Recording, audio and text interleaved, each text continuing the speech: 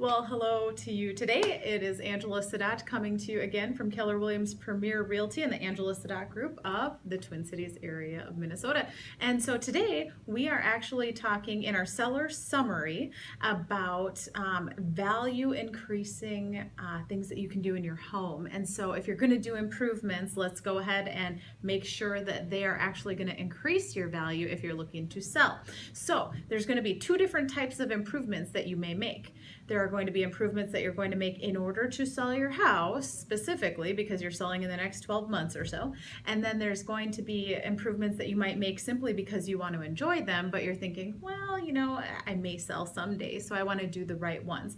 Well, those ones are the easiest to define because obviously kitchens and bathrooms, we've all heard, those are the best improvements to do as far as long-term value. So if you're updating countertops, if you're doing stainless steel appliances, if maybe you're updating the vanities in your bathroom. Sometimes people are doing custom mirrors and things like that in the bathroom. Those are great things to do as far as, you know, just living in them. You want to enjoy them yourself. Kitchens and bathrooms, great place to start for that. Paint is always a good thing either way. Now moving on to, you're thinking, oh, I may move in the next 12 months. What are the improvements that I should be doing in that case?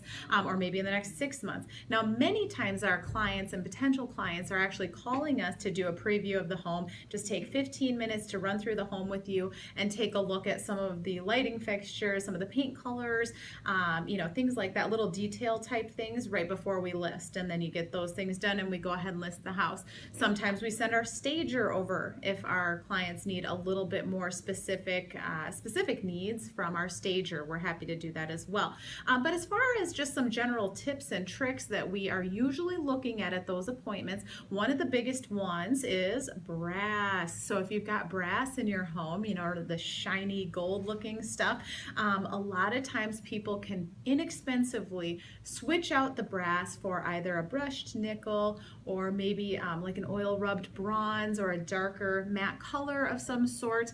So we're looking at lighting fixtures here. A lot of times the doorknobs will be brass. Sometimes your jambs on your doors will be brass, or your hardware in your kitchen. So be looking for that. Sometimes the hardware in the bathroom will also have brass in it. It's a very inexpensive thing to switch out, and yet it's a little bit time consuming if you do it yourself. So just be aware of that, but it does transform the look of any room, especially again, the kitchens and the bathrooms. Another one that's a really inexpensive fix, but may take you a little time unless you hire someone to do it, is paint. And so for instance, right now, we know that the grays are very in. If you go to model homes and you check those out, you know you're seeing grays all over. It's not necessarily right for every room, so that's where we may get our stager involved to talk a little bit through those things. Other additions are, you know, granite countertops. People love them. It may or may not be right for your price bracket, and this is again where I come back to our offer, and that is, of course, we are happy to always come by, just do a quick run through with you and see which updates are going to get you the most money back in your pocket at closing. More to come next month on some more tips and tricks for our seller summary.